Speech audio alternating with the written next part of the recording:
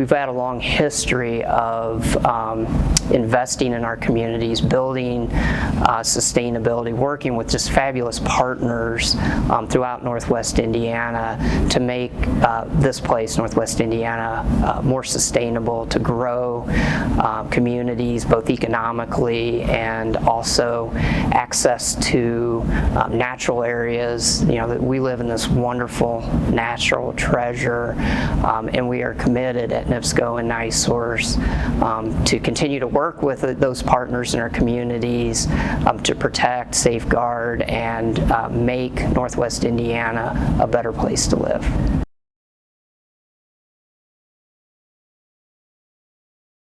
Yeah, I get the question a lot, what is coal ash? And effectively, coal ash is the material that's left over from coal-fired power plants, similar to ash that's left over after having a backyard bonfire or a fire in your fireplace.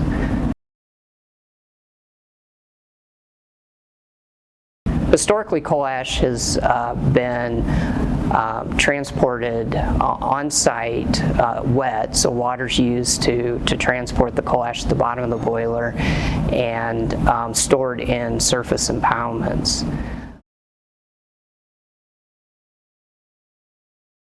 So historically at Michigan City, the surface impoundments were used to store coal ash.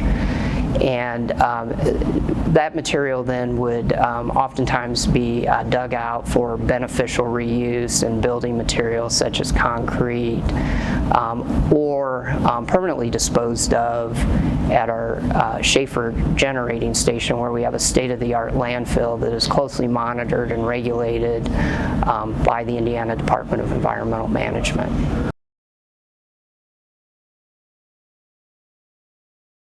The United States Environmental Protection Agency and Indiana Department of Environmental Management both closely monitor and regulate coal ash from Michigan City and our other power plants. Most recently, the United States Environmental Protection Agency in 2015 developed new regulations for coal ash after extensive study, review, and public comment. Although the EPA found that coal ash was non-hazardous, they also had identified that additional safeguards and protections could be provided, and developed ultimately regulations around this. The new coal ash rule specifically identifies requirements that NIPSCO and other utilities across the United States must meet. The company remains on track to meet those commitments.